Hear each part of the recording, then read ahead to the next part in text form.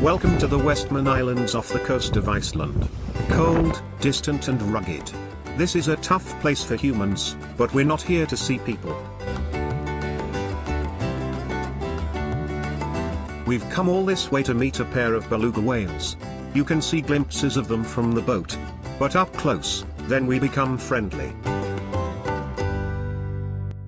Little Grey and Little White spent a decade in this aquarium in Shanghai, performing for crowds. But then came a new owner, who didn't think whales should be treated like this. The process of moving them to Iceland took years of planning. Moving whales around the world is as difficult as it sounds. These pools were built especially for them. These whales have spent almost their entire life in captivity, so they never got a chance to learn from their mother about how to hunt or fend for themselves. The idea of returning them to the ocean now is a non-starter. They would not be able to cope. So instead, they're being acclimatized here, ahead of the move to the lagoon behind. This is Kletzvik, a large natural bay area, measuring 32,000 square meters, up to 11 meters deep. It is relatively secluded, and offers protection from the Icelandic weather. The bay is located by the entrance to the harbor of the main island of Westman Islands archipelago. It has quite high volume of marine traffic. This has raised a particular concern about water quality issues caused by boat-generated pollution.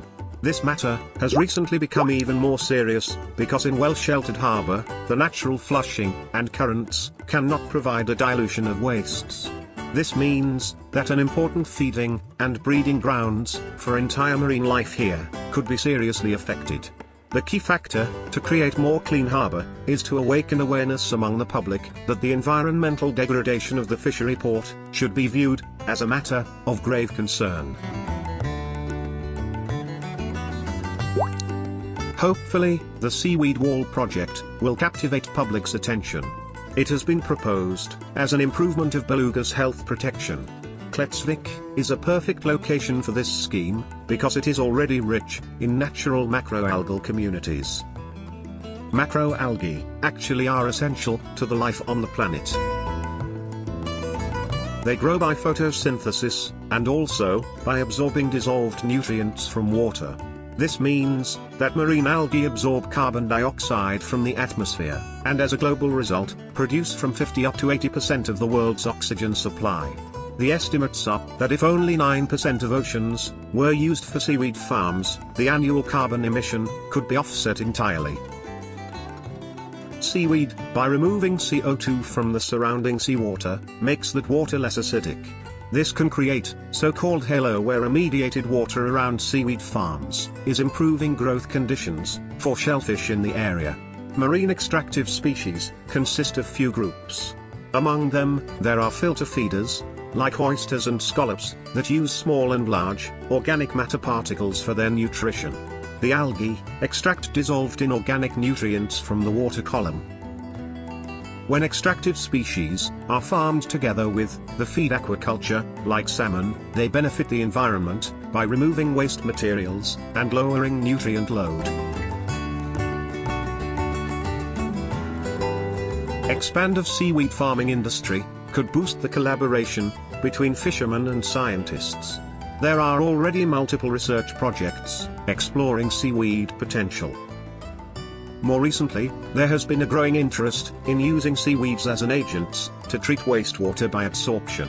The specific structure of cellular wall of macroalgae is the main reason for its high capacity to bind pollutants, such as trace metals. The removal of heavy metals from wastewater is a huge challenge today. Some are toxic and carcinogenic, even at minimal concentrations. They are non-biodegradable, and can easily accumulate in living organisms. It was also discovered that macroalgae have self-cleaning potential from oil and petroleum products. They become actively involved in the process of purification of coastal waters, absorbing the oil film, and probably utilizing the products of its decomposition. It is known that some macroalgae are able to survive for a long time in an oil-polluted environment. One of red algae, the dulse, not only retains its physiological activity under the conditions of moderate pollution with diesel fuel, but also exhibits the ability for sorption and degradation of petroleum products. It is assumed that the ability of macroalgae to form symbiotic associations with hydrocarbon oxidizing bacteria is the main factor in their bioremediation. Seaweed forests are no less important than the on-land forest. They can become engines of restoration and shelters for marine animals. For example, it is a highly attractive area for cod to spawn. There hasn't been a commercially operating seaweed aquaculture in Iceland yet. There is still research needed to gain technical knowledge and management experience in this novel field. There is much more to seaweed than meets the eye. Some have already noticed the bigger picture and a great potential to create a new industry. Macroalgae are widely used, with many examples, just to give a few, like toothpaste, cosmetics, baby food, ice cream, and soon even biofuels. Obviously, a small pilot-scale macroalgae aquaculture may bring great benefits for the future development of the industry. After all, to farm seaweed, you need just an appropriate location and a boat. No fresh water, no fertilizer, no feed is required. And in return, the seaweed soaks up carbon like a sponge and helps to fight global warming. And just imagine a new way to explore the ocean's wonders without need for diving equipment. A spectacular, transparent tunnel running along the seabed, the Aqua Walk. A fisheye view of water world and all its splendor. From flat fish to diving puffins and seals.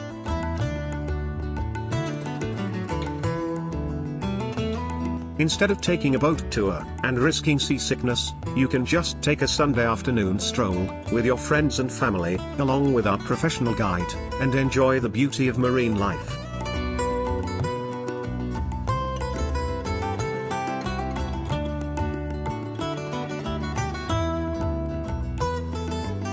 Even more, you can watch the beluga whales from our special observation platform, which will be located at the end of the underwater path.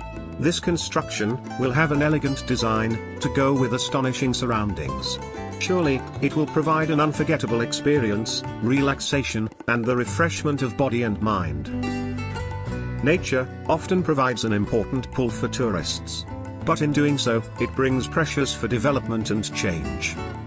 This raises questions of what it is to value nature and how to conserve it. The benefits of offering aqua tours include not only additional income, but also spreading knowledge by many education-related activities. But of course, there are a lot of details to work out before the farming begins.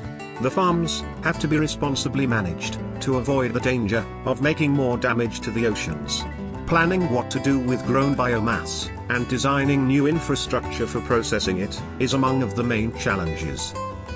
This story will bring some hope that we can fight climate change and build something new that is sustainable and restorative without repeating all the mistakes of industrial agriculture.